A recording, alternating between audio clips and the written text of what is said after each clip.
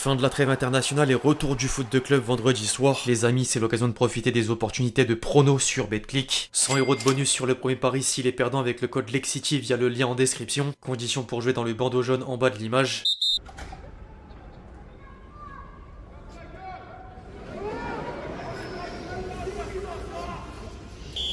L'équipe, j'espère que vous allez bien. Aujourd'hui, après Kamavinga latéral gauche et Giroud gardien, voilà Pavard avant-centre.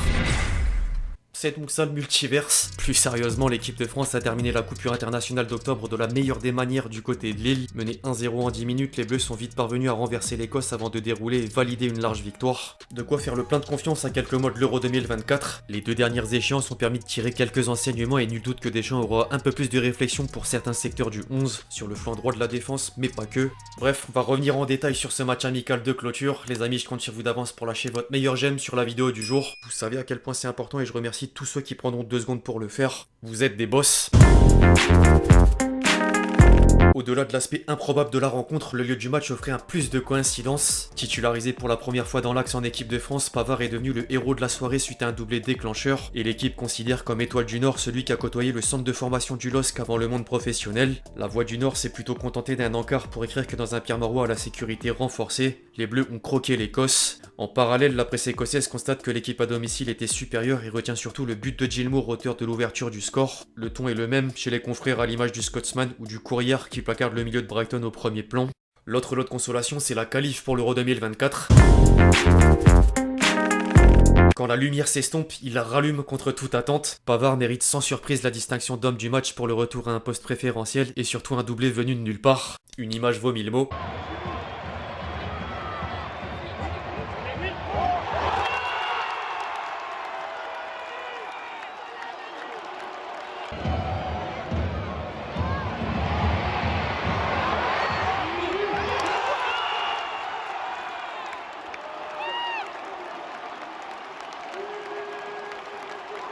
C'est d'autant plus rare qu'il a réalisé un exploit vieux de 10 ans et plus. Pavard est le premier défenseur à marquer un doublé avec l'équipe de France depuis Sakho face à l'Ukraine en novembre 2013, mais également le premier tricolore à s'illustrer par 2 fois de la tête depuis Zidane en finale de la Coupe du Monde 98. C'est ouf, je trouve ça absolument ouf. Le deuxième acteur majeur de la rencontre n'est autre que Mbappé. Le kick se remettait tout le monde d'accord aux Pays-Bas, il n'a fait que confirmer hier. Il s'est d'abord mis dans le rôle du passeur avant de reprendre celui du buteur. Le capitaine des Bleus a transformé le penalty du break et n'a cessé de créer le danger sur le couloir gauche.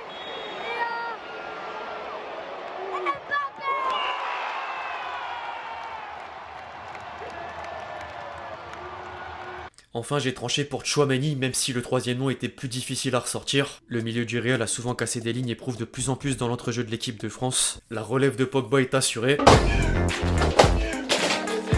Par contre, le voisin du secteur a vu rouge au début du match. Kamavinga souffre de l'erreur à l'origine du but écossais et devait intégrer la liste des points négatifs, peu importe l'avis de Deschamps. Ouais, le sélectionneur s'est invité sur la chaîne L'équipe après la rencontre pour contester la note d'un journaliste. Je cite, « De quel droit on met un 3 ? C'est inadmissible. Combien je lui mets ? Un 5 ? Vous êtes trop sévère. » Il a fait une erreur qu'il a conditionnée pendant 10 ou 15 minutes qui ont suivi, mais à partir du moment où on a égalisé et pris l'avantage, il était plus en adéquation avec ce qu'il est capable de faire. Vous retenez son erreur, qui est une erreur. L'erreur, elle vaut 3, pas son match. La dernière phrase, elle est valable, n'empêche que le journal a conservé cette note dans l'édition du jour et Kamavinga la partage avec Dembélé. Après les 2 références de Pavard, j'ai une stat effrayante. Le défenseur formé au LOSC a atteint la barre des 5 buts et dépasse Dembouz au classement des buteurs de la sélection tricolore. C'est une manière de faire la transition pour dire qu'il déçoit encore. En dehors des chiffres, l'attaquant parisien n'a presque rien apporté avant de laisser la place à Coman qui s'est illustré pour sceller l'issue du match.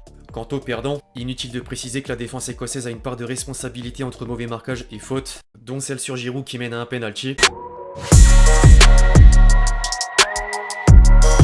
Concernant les réactions d'après-match, désormais avant de taper sur un journaliste de l'équipe, Deschamps avait les mots justes au micro de TF1. Le match nous a apporté des convictions, mis à part ce premier but au quart d'heure où nous étions apathiques avec une erreur qui amène le but. Par la suite, on a mis les ingrédients avec la qualité offensive aussi. C'est bien pour le groupe qui a bénéficié d'un temps de jeu réparti. Il y a une capacité à marquer des buts, on en a mis 4, donc c'est très bien. Le sélectionneur commentait ensuite quelques individualités à commencer par Mbappé. Il est très impliqué, vous étiez inquiet mais pas moi. Il s'est comporté comme un vrai capitaine sur le terrain et en dehors. Il a fait beaucoup d'efforts, notamment défensifs. Il a besoin de cette liberté que je lui donne. Il est rayonnant à l'image de l'équipe de France sur ces 2 matchs. Après Mbappé, c'est au tour de Pavard. C'est une très belle soirée pour lui, même s'il sait que dans l'axe, il y a du monde et une grosse concurrence. Je retiens ses 2 buts, mais aussi son attitude en tant que défenseur central. Il s'est montré solide défensivement. Sur les matchs précédents, il venait en tant que latéral. Au bout d'un moment, je vais pas insister s'il est mal à l'aise. Après, il y a du monde dans l'axe. Deschamps n'était pas le seul à complimenter le Benji. Aujourd'hui, j'étais choqué. C'est un vrai renard des surfaces. En plus, c'est la première fois qu'il était capitaine. Il a fait un bon match en défense centrale et je suis content pour lui. Kamavinga, mais également Griezmann. J'ai vu qu'il faisait un appel au premier poteau. Je l'ai mis fort et c'est magnifique. C'est beau ce qu'il a fait ce soir. En plus, il termine avec le brassard. Que demander de plus? Que demander de plus? C'est vrai, à part une réaction du principal concerné. C'est vrai que ça fait plaisir et je remercie le coach qui m'a fait confiance à ce poste. Je pense que tout le monde a vu que c'était ma meilleure position, donc on verra par la suite. Mais je suis très heureux. Je suis plutôt quelqu'un d'adroit. Même l'année dernière au Bayern, j'ai marqué 7 buts. Je suis content pour moi et aussi pour l'équipe de France parce qu'on a gagné. Y a rien à dire de plus.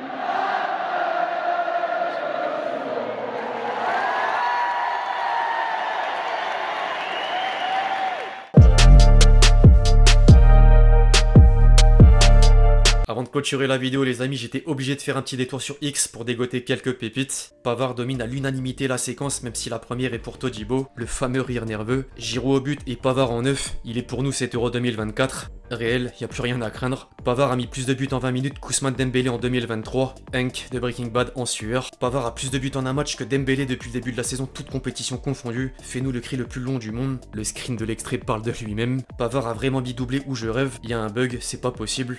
Doublé de Pavard. Après l'incompréhension, le choc. Pavard ce soir, une autre version en direct. Pavard qui claque un doublé en 10 minutes en jouant défenseur central. Les gros yeux du chat, ça marche aussi. Rendez-vous le lundi 30 octobre. Pavard heureux élu à la cérémonie du Ballon d'Or. Pavard titulaire jusqu'en 2045 parce qu'il vient de mettre un doublé en amical contre l'Écosse. Malheureusement pour certains, les larmes aux yeux. Bref, l'équipe, c'est à peu près tout ce que j'avais à dire sur ce France-Écosse. J'espère que la vidéo vous a plu. Je compte sur vous si c'est le cas pour lâcher votre meilleur j'aime.